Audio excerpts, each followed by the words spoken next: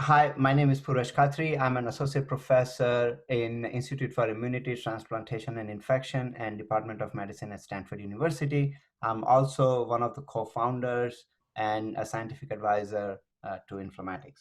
And what we are going to talk about today is the advantage of leveraging heterogeneity across multiple data sets for accelerating clinical translation of new diagnostics.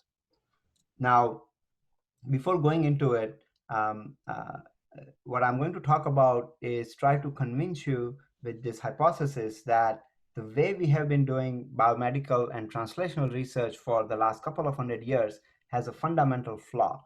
And I'm not saying it's a mistake, it's a flaw that we are at a time that gives us a very unique opportunity to address the flaw and improve our discovery and translation process in biomedical research. What do I mean by this flaw? So if you think about how we have been doing biomedical research for the last couple 100 years, it has the underlying philosophy is to reduce heterogeneity by making sure that the patients we enroll are very homogeneous, they're meaning comparable to each other, making sure that when we generate these data, the technical variance is as low as possible. So for example, we go through extensive standard operating procedure documents, we apply very fancy batch normalization methods and so on to make sure that there is minimal technical variance.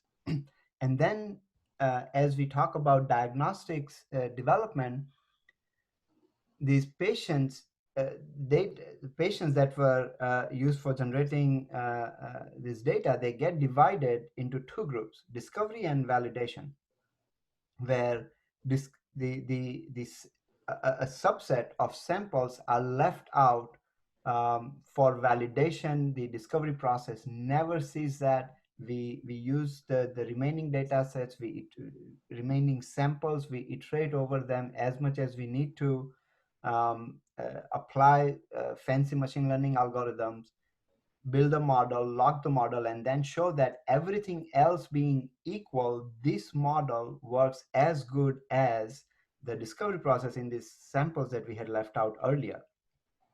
And once this process is done, um, we can take it into clinical practice. And the reason we cannot immediately translate that into clinical practice is because we all know that a single cohort that was generated by reducing heterogeneity that does not represent the real world patient population.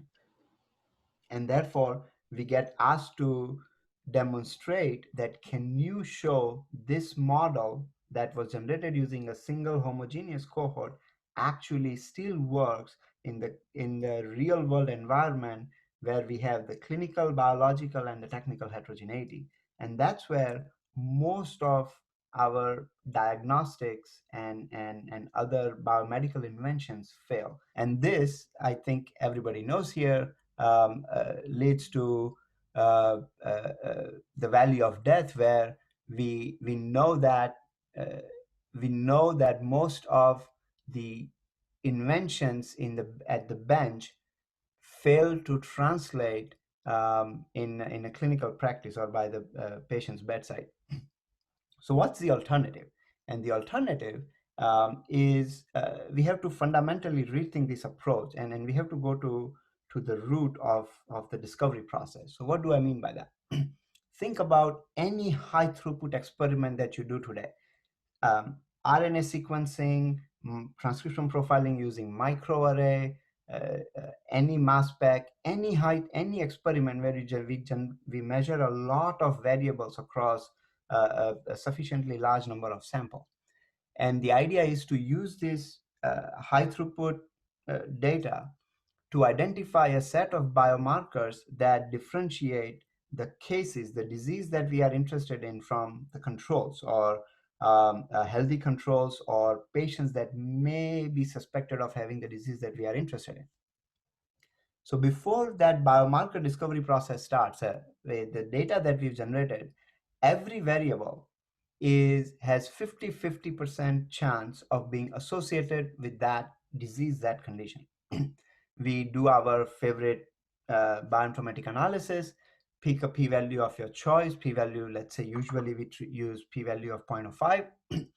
What we don't realize is that once we choose this p-value threshold, let's say p-value 0.05, and try to reproduce that result in a completely independent cohort, there is 30% chance, almost 30% chance that the results will not reproduce. And that's where it starts to lead into reproducibility crisis and all of the discussions that we've been having since 2005. On the other hand, the question becomes, how can we improve our chances of reproducibility and making sure that whatever we choose through our bioinformatic analysis and try to replicate, it has a priori good chances of being replicated. So we can keep almost the entire workflow that we've been following until now in biomedical research as is, with one small change. And that change is, instead of starting with variables that have 50% odds in favor, we can start, if we can start with a set of variables that have 90% odds in favor before we decide which variables to choose based on either p-value 0.05 or 0.01 or whatever that you are comfortable with, our probability of reproducibility increases dramatically. So let's use p-value 0.05 as a threshold. From the variables that have 90% odds in favor, our probability of success is now 96% when we try to replicate that result. The a priori odds of failure have gone below 5%. And that's the fundamental flaw in the way we have been doing biomedical and translational research. And then the question becomes, how do I go from starting with variables that have 50% odds to variables that have 90% odds in favor? And that's where we have to think about changing the current paradigm. Instead of starting with a very homogeneous set of data, we need to embrace heterogeneity that exists across multiple data sets. And that's where I really favor publicly available data. That publicly available data gives us a very unique opportunity to start with a set of data sets, not one data set, but multiple data sets that represent the clinical heterogeneity of the real world patient population. Different labs enroll patients in different countries, so they use different technologies. The patients have different genetic backgrounds, so that introduces both the biological and the technical heterogeneity that we can, if somehow we can account for during our discovery process, then we would find a set of variables that are a priori have higher odds of being associated with the disease we are interested in. The results will be more generalizable across a broader patient population. And the challenge always becomes, but there are so many confounding factors that fall into three categories, right? Clinical, biological, and technical. Different technologies, microarray, RNA-seq, some other proteomic platform, or patients coming from different countries, different age, they've been treated with different treatments. So how do you really account for all of this? And that's what the research in my lab, as well as the fundamental philosophy at Inflammatix is, which is we start with publicly available data. We don't generate, during the discovery process, we do not generate data that is very homogeneous and on our own. We always start with publicly available data that already exists, free of charge for anybody across the world to use. We don't pre-process data as much, except for doing two things. We make sure that the data is internally normalized. So within a data set, there is appropriate normalization, but not between data sets. And since we are going to talk about gene expression today, it's appropriately log transformed to make it linear data. Once we have these data sets collected for a given disease, we divide these data sets into two groups, discovery and validation. Now, keep in mind that I am not talking about dividing every data set into discovery and validation, but a whole set of samples, an entire data set, either as a discovery or validation. And how do we, the guiding principle for choosing what goes in discovery and what goes in validation is that if there is a group that is really prolific in generating data and sharing it with the rest of the world, all data coming from that one group either goes in discovery or validation. So a same group is not allowed to be in both discovery and validation. And the reason for this guideline is we are trying to emulate validation in a completely independent data set. Once we have about 4 to 5 data sets and a moderate statistical power within each data set, we use these discovery data sets for identifying a set of biomarkers through the methods that we've developed over the last decade or so. Majority of those methods are available as an R package called Meta Integrator, with a few basic guidelines to say which variables, which genes should be used for machine learning. So the way to think about this bottom part is we start with publicly available data. We select a set of data sets that are as heterogeneous between themselves as possible.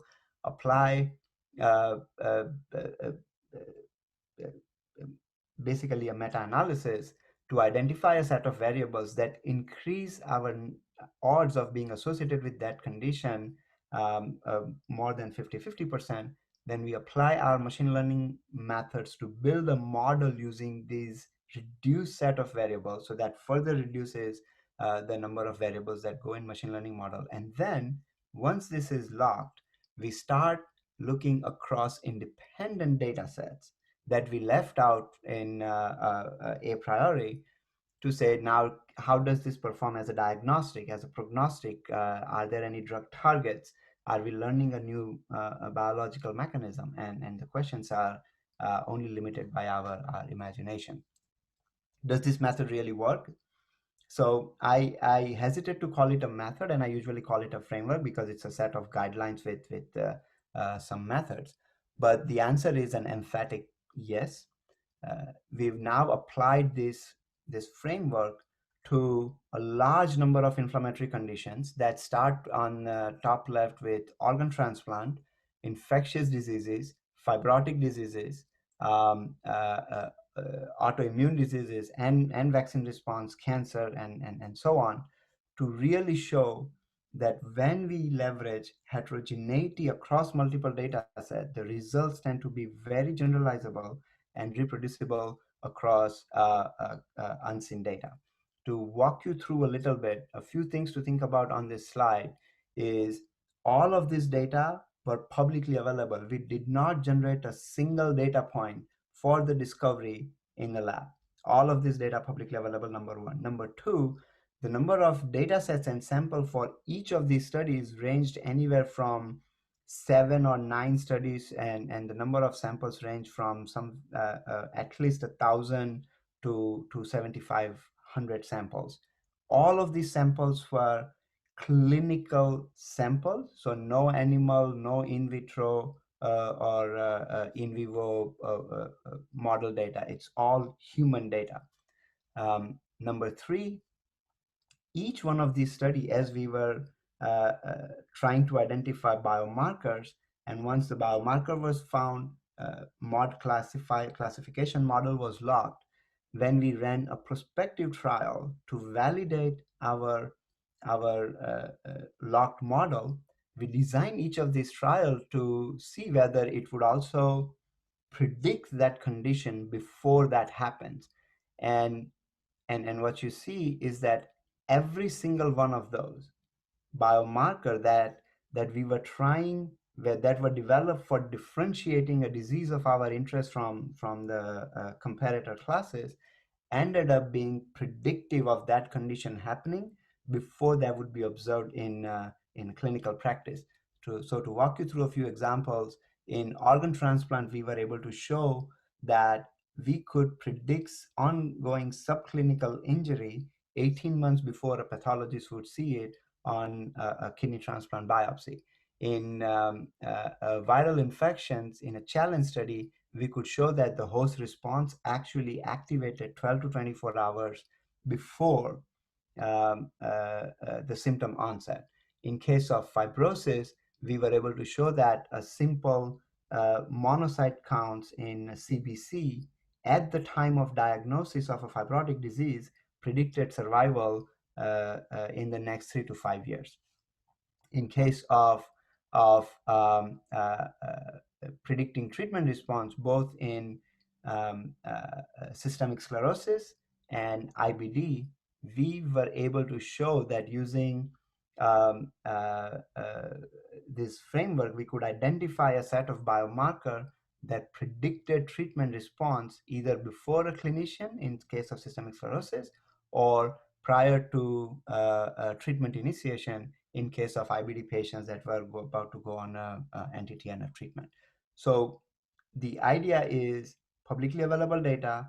The heterogeneity within this data can really allow us to increase our odds of finding something that is generalizable and reproducible with a priori odds of 90%.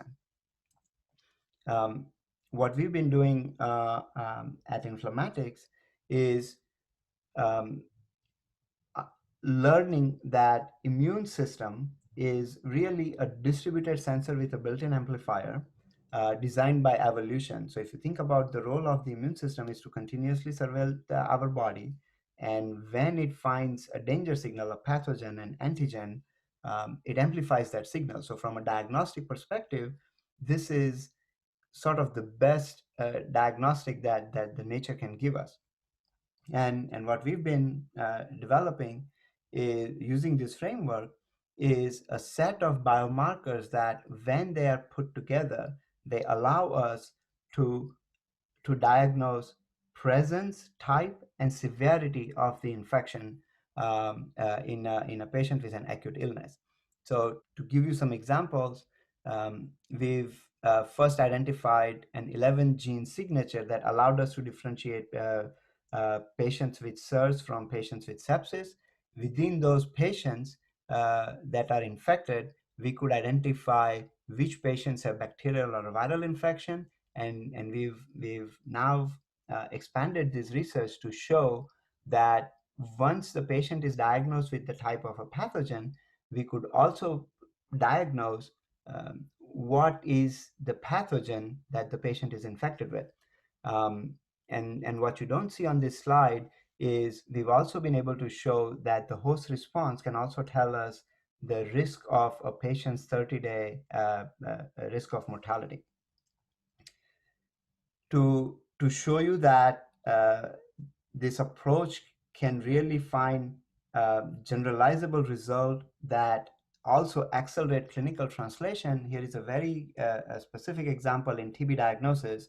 We are in the middle of a COVID pandemic, about 1,000 people a day dying in the US, and TB kills about 4,500 people a day for the last couple of hundred years or so.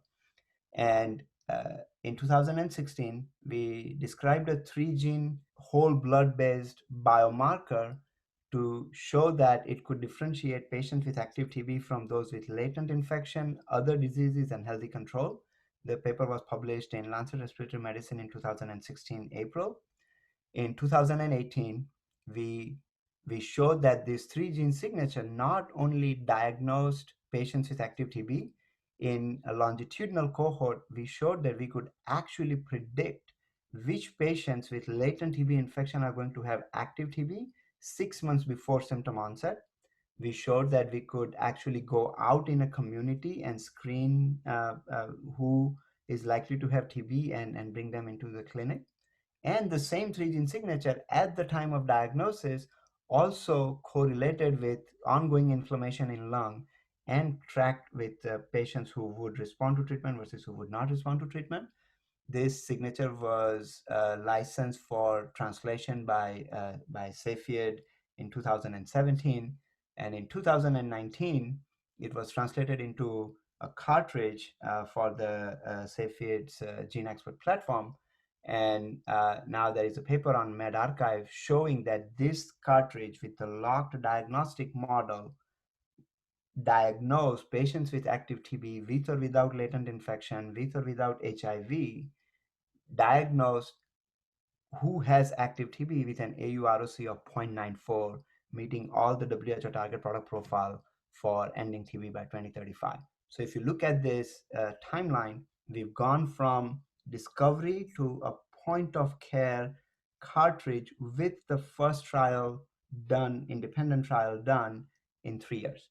And that's the speed that we can get by leveraging heterogeneity across a broad spectrum of data sets to really have an impact on a patient care. And does this only work for the set of diseases that I showed you? So just to zoom out and show that we've only started to scratch the surface of what the host response and publicly available data can do. um, a student in the lab collected roughly 10,000 samples across a large number of diseases, a large number of data sets. We curated everything manually and ran our framework through every one of these diseases, identified a disease signature, and then correlated each disease with every other disease to create this cluster. This clustering of diseases. And what you see is something very remarkable. What you see is that the diseases cluster based on the type of immune response. Um, we see viral infections cluster with each other, and they are different from bacterial infection, and that allows us to say that now we should be able to find a small set of genes, and I showed you earlier a 7-gene signature that that we call host DX fever. We are able to identify who has bacterial infection versus viral infection. Same way, the host response to transplant rejection, a transplanted organ, is different from bacterial and viral infection. So now we can start asking, when a patient with an organ transplant is complaining and the biopsy looks inflamed, there is a potential to be able to ask the immune system, is this infection or a rejection? Because when you look globally, these two types of infection look dramatically different. Cancer has its own type of immune response, which is different from organ transplant, bacterial infection, and viral infection, and so on. Autoimmune diseases have their own own response, and so on. So this is really the potential of being able to read the immune response across a large number of data sets for a large number of diseases to start identifying highly sensitive specific biomarkers um, that can be translated into clinical practice much faster than the traditional route that we have been approaching. I'll stop here by thanking the people who actually do all the work and allow me to take credit for their work. Um, uh, this is one of the greatest privilege of my professional career, that they chose to work with us. We are not a child sweatshop, but we do have high school kids doing a lot of curation. This large across the disease analysis that I showed you was done by a high school student. So this is the power of publicly available data, leveraging the heterogeneity within that to read the immune system, to read the immune system for highly sensitive and specific biomarkers.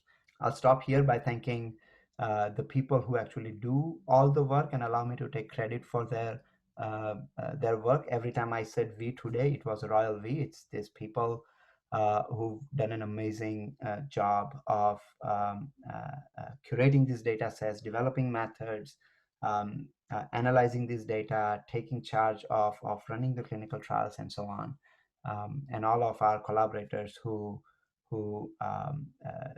took our data-driven analysis, enrolled patients, and demonstrated that truly what we are identifying are generalizable and clinically translatable.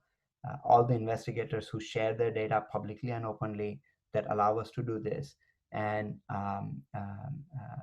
all the family members, including kids who still allow everybody to work late nights and so on. Thank you. And you can find more information at this links and follow us on Twitter. Thank you.